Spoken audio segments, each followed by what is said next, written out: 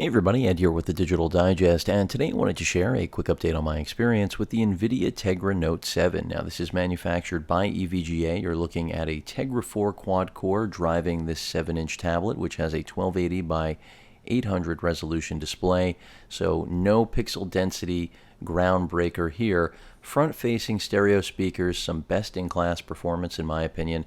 A front-facing VGA camera over there on the left side, which is functional, but nothing more to talk about, really. A 5 megapixel camera on the back, which actually is quite nice considering, again, the $200 budget price on this tablet. You may find it for even less depending on any given day or sale.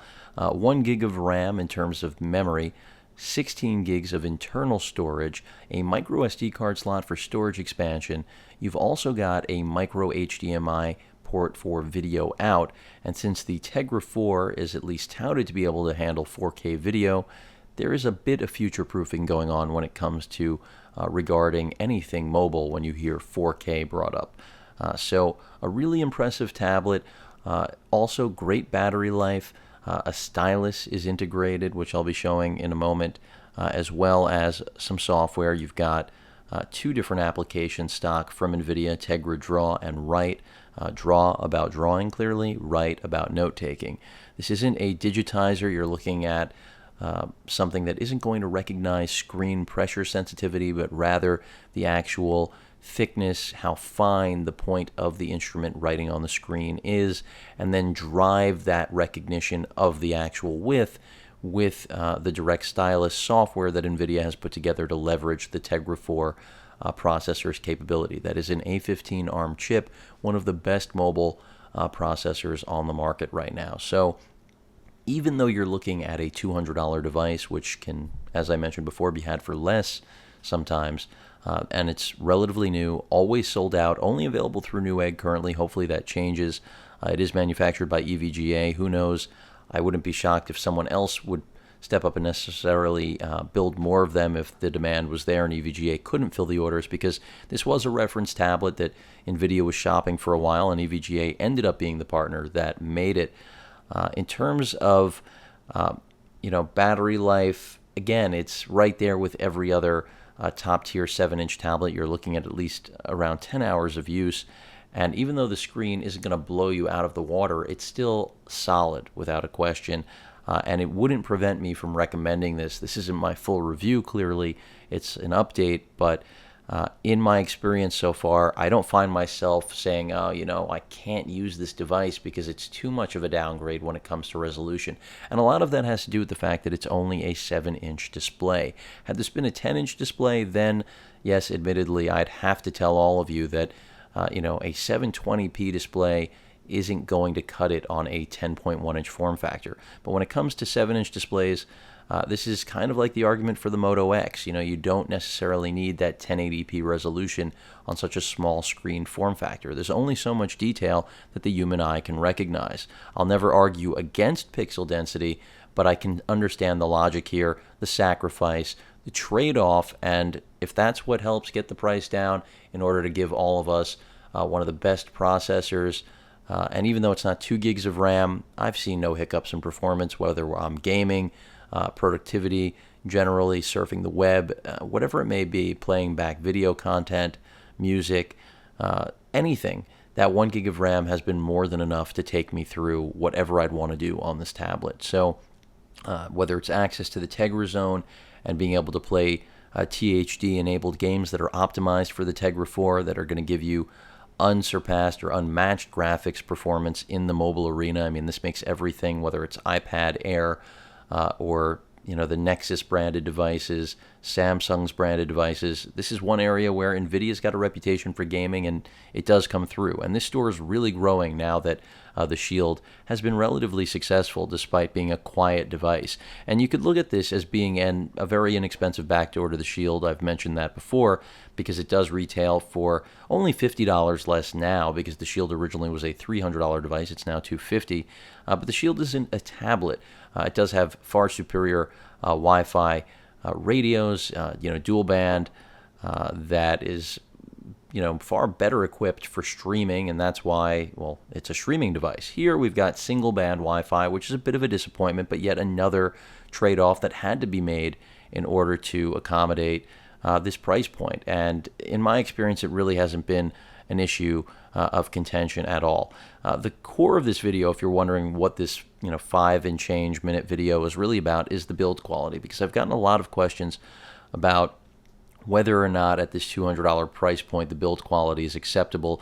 In fact, that's been one of the largest areas of critique for this tablet, is that even though it offers an incredible value at $200, and Nvidia's done a great job when it comes to software, because this is almost a stock experience. It's as close as to a Nexus experience as you're going to get, and a lot of that has to do with Nvidia's lineage with Android in the tablet and phone space.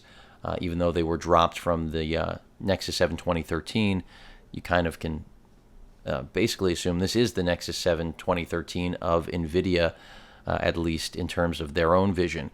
And that's why we've got the niceties missing from the Nexus environment, which is why this tablet also represents an incredible value. That micro SD card slot for expansion, the HDMI out.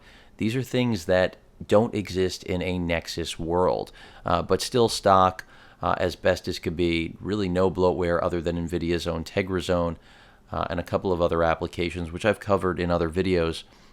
Their camera updates have been aggressive, but the build quality isn't bad. A lot of people say, oh, it's plastic, it feels inexpensive. I just don't know what they're expecting at this price point. Newsflash or break, the Nexus 7 2013 is also completely plastic. And I think in terms of whether or not you're going to prefer the build here versus the Nexus 7 2013 is all a matter of personal preference. Here you've got a two-tone that has a grippy texture, more so than the Nexus 7 2013, something the original Nexus 7 had, but was for the most part abandoned. They still maintain the texture, but it really doesn't offer the same experience on the 2013, and it is made by Asus still, so the manufacturer didn't change, but they did change the sourcing and design of the tablet. Here, completely different. We've got two-tone. Here we've got just a matte finish plastic, and then here we've got that textured material. The design really speaks to a bit of a gamble. They're doing something different, which many will perceive as either very eye-catching and pleasing, or ugly, quite frankly, and that's a matter of personal preference, of course. I see nothing wrong with it. I think it's nice to see a tablet that doesn't look like everything else, at least from the back side, I will say. And I haven't found any issues. Is there creak? Is there flex? Yeah, but show me any $200 tablet that doesn't have that. Forget about that is never going to come close in terms of matching the actual hardware that you're going to get here. Now, if I'm going to focus on something like the Nexus 7 2013, yeah, it has great hardware, no question, but the processor alone simply does not come close to what you're getting here in the Tegra Note 7. So overall, a lot to like. I think the complaints about build quality, by and large, are coming from people that really aren't considering what all of you are looking for, which is an incredibly well-balanced tablet. A lot of power under the hood, a price that isn't going to make you have buyer's remorse. My best answer to the actual build quality is that, are you going to take this home and feel like you got ripped off because it's made of plastic, or that in some way Nvidia slighted you? No. I mean, this is EVGA's first tablet they're making. Of course, Nvidia's first too. It's going crazy as I long touch the touchscreen there, but you're getting so much value. A little bit of fingerprint pickup here, but I have to say it stays relatively clean compared to most other tablets. But again, the flex issue, the creak, it's not so bad. And then when we talk about having something like the Stylus built in, which I have demoed, and that's predominantly made of metal, and it just works well. There's nothing else to be said for it. Quite a bit of fingerprints here. You can see my sketching from before, a little bit of a mess I made here. Trying to pick up where I left off, but it doesn't seem to be writing right now.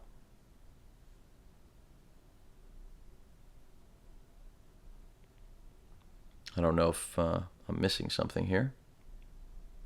Seems locked up. Figures that would be my luck. This is like the Microsoft blue screen of death. We've got it right here in tow. I can't actually do anything right now. totally locked up. Completely locked up.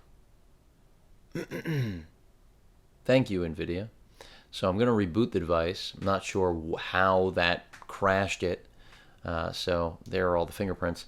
And despite my praise, well, it dropped dead on us right there. At least you'll get a demonstration of how quickly the device boots. I'll say that much.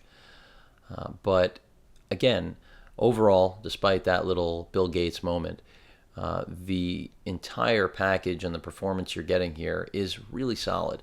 NVIDIA's also been really quick to update the software. If I didn't mention that earlier, they've been very aggressive, and that's something that's becoming common. I mean, I've seen that with the Shield, their first piece of hardware, and here it's really no different. And they have a lot riding on this. You know, if it's successful down the road, who knows what this means for their future in the tablet business. There's no question Wall Street has been unfortunately valuing them. Their valuations reflect being basically viewed as a tablet maker, even though they've only been clearly a mobile processor maker, and that's a secondary business to their primary graphics business.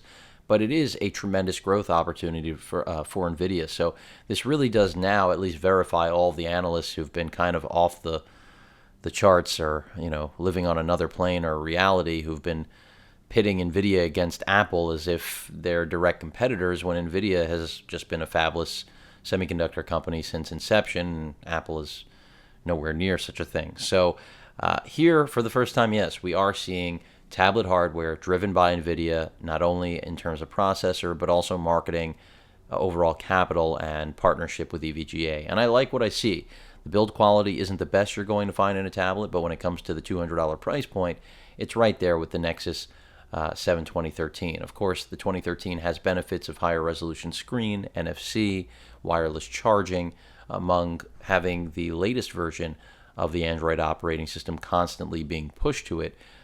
But if you're a power user that really requires the features that are here, you're not going to care so much about those Nexus updates. You're going to care more about the Stylus, the Tegra 4, video out, expandable storage, and really just the most powerful tablet ever made for less than $200, even though, of course, that $199.99 is a little bit of false advertising when we start to talk about less than $200, something I wish all retailers or manufacturers should abandon, but that's a side note on our consumer culture. Either way, Tegra Note 7, without a doubt right now, still the best value for the money when it comes to raw performance in a package in a 7-inch form factor, sub 10-inch, I'll say, out of the box right now from any manufacturer running any operating system. So if you're considering something like the iPad mini, the old one, the Retina, look at this as well. It destroys that. Yes, it doesn't have that resolution, but it's got everything else and then some. Despite the bugs that just about any device will carry, this really is a fantastic device. And the reviews at Newegg, the only vendor that carries it, reflect what a great product this is. I challenge you to find negative reviews there. There are over 60 the last time I checked, and they are predominantly 4 out of 5 stars for a good reason, if not more. And that's because this is a game changer in the same way the very first and second Nexus 7 were with regard to the entire tablet market. So even though this isn't a full review, for those of you still on the fence through the course of the holidays, even though Christmas is right around the corner, as well as New Year's, this is still one of the best tablets out there. Don't worry. Pick it up. You won't have any regrets. Any questions or comments, please feel free to post them. And of course, as usual, please feel free to subscribe. Later.